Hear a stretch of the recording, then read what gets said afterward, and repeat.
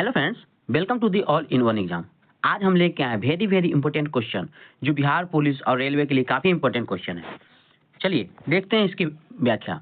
Question है, Annelida group में मुख्यतः कौन सा जंतु आते हैं? तो एनिलिडा ग्रुप में जो है आपका जोक और केचुआ आ जाएगा।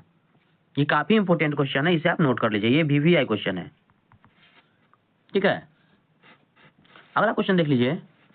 क्वेश्चन है आपके, ऑर्थोपोडा ग्रुप में मुख्यतः कौन से जंतु आते हैं? तो ऑर्थोपोडा ग्रुप में आपका आ जाएगा तेलचट्टा, मच्छर, खटमल और मक्खी। ये आपके ऑर्थोपोडा ग्रुप में आ जाएगा।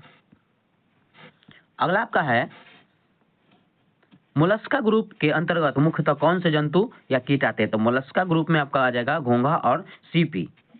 ये आपके मोलस्का ग्रुप में आ जाएगा। देखिए इसका है अगला, इकाइनोडेमेट्रा संघ के अंतर्गत मुख्यतः कौन कौन से जंतु आते हैं? तो इसमें आता है तारा मछली और ब्रिटिल स्टार। अगला देखिए, मनुष्य का पाचन क्रिया का प्रारंभ कहाँ से होता है? तो ये हो जाएगा आपका मुख से। मनुष्य का पाचन क्रिया मुख से होता है। अगला देखिए आपका, शिराएं द्वारा कौन सा रक्त प्रवाहित होता है? तो शिराएं द्वारा जो है ये आपका अशुद्ध रक्त प्राप्त होता है। देखिए धमनी द्वारा कौन सा रक्त प्रभावित होता है? धमनी जो है, धमनी द्वारा ये शुद्ध रक्त प्राप्त होता है और शिराएं द्वारा अशुद्ध रक्त प्राप्त होता है। ध्यान दीजिएगा। अगला देखिए, कौन सा विटामिन जल में घुलनशील है? ये आप भी जानते हैं, विटामिन बी और सी जो है ये आपको जल में घुलनशील होता है। देखिए सोडियम का कार्य क्या है? तो सोडियम का कार्य हो जाएगा, यह रक्त दाब नियंत्रित करने में सहायक होता है और तथा जल का संतुलन बनाए रखता है। ये देखिए पोटेशियम का क्या कार्य होता है? तो पोटेशियम का कार्य होता है, यह हृदय की धड़कन एवं नाड़ी संस्थान के कार्यों का संचालित करता है। अगला देखिए, ग्लूकोज बिना ऑक्सीजन की उपस्थिति में मांसपेशियों में प्रक्रिया कर क्या बनाता है? तो ये बनाता है आपका लैक्टिक अम्ल। लैक्टिक अम्ल बनाता है। ग्लूकोज बिना ऑक्सीजन की उपस्थिति में बैक्टीरिया या ईस्ट से प्रक्रिया कर क्या बनाता है? ये है आपका इथाइल अल्कोहल बनाता है। देखिए अगला, ऑक्सीजन की उपस्थिति में ग्लूकोज की प्रक्रिया होती है तो क्या बनता है? तो इसमें बन जाएगा आपका कार्बन डाइऑक्साइड और जल का निर्माण होता है इसमें। अगला देखिए, एनिलिडा में उत्सर्जन उनके किस उत्सर्जित अंग द्वारा होता है? तो ये हो जाएगा आपका नेफ्रिडिया द्वारा। नेफ्रिडिया द्वारा होता है। मूत्र का पीएच मान क्या होता है? तो मूत्र का पीएच मान 6 होता है। अगला देखिए, पौधे के लिए सबसे अच्छा उर्वरक कौन है? तो ये हो जाएगा आपका कंपोस्ट। देखिए पोटेशियम किस प्रकार के चट्टानों में पाया जाता है? तो पोटेशियम हो जाएगा आपका अपसादी चट्टान। अपसादी चट्टान में पोटेशियम पाया जाता है। ये काफी इंपॉर्टेंट क्वेश्चन है, वेरी इंपॉर्टेंट क्वेश्चन है, आप इसे नोट कर लीजिएगा। और अगर आप मेरे चैनल पे नए हैं तो मेरे YouTube channel all in one को सब्सक्राइब करके बेल आइकन जरूर दबा दीजिएगा ताकि जैसे भी नए वीडियो का नोटिफिकेशन हो वो आप तक पहुंच सके। देखिए अगला क्वेश्चन है, गुब्बारों में उड़ाने के लिए काम में लाई जाने वाली गैस कौन सी है? तो गुब्बारों को उड़ने के लिए जो है ये आपका हीलियम सबसे इंपॉर्टेंट है। अगला क्वेश्चन देखिए, डीडीटी की उपयोग किस रूप में किया जाता है? तो ये हो जाएगा आपका कीटनाशी के रूप में। इथेनॉल के अत्यधिक सेवन से कौन सा अंग प्रभावित होता है? तो इथेनॉल के सबसे ज्यादा सेवन करने से यकृत जो है ये आपको प्रभावित होता है। सभी अम्लों में अनिवार्य रूप से पाए जाने वाला पदार्थ कौन सा है? तो सभी अम्ल में जो है ये आपका हाइड्रोजन H2 जो है ये आपका सभी अम्ल में पाए जाते हैं। अगला देखिए, आग लगने तथा फैलने की सबसे कम संभावना किस वस्त्र में होता है? तो सूती वस्त्र में जो है ये आग लगने की संभावना सबसे कम होती है। देखिए लोहा का सबसे महत्वपूर्ण स्रोत कौन सा है? तो लोहा का सबसे महत्वपूर्ण स्रोत हरी सब्जियां है। गैसोलीन को किसके साथ मिश्रण करके गैसोहॉल बनाया जाता है? तो ये हो जाएगा आपका इथाइल अल्कोहल के साथ। इथाइल अल्कोहल के साथ।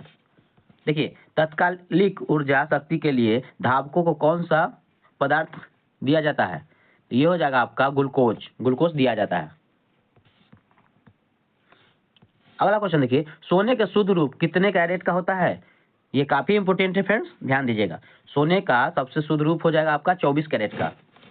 और सिनेबार किसका अयस्क है? तो सिनेबार हो जाएगा आपका पारा का, Hg का अयस्क है। नेक्स्ट क्वेश्चन देखिए, शरीर के ताप का नियंत्रण किसके द्वारा किया जाता है? तो ये हो जाएगा आपका हाइपोथैलस के द्वारा। और लाल अस्थि मज्जा में किसका निर्माण होता है? तो ये हो जाएगा आपका लाल अस्थि मज्जा में लाल रक्त कणिका का।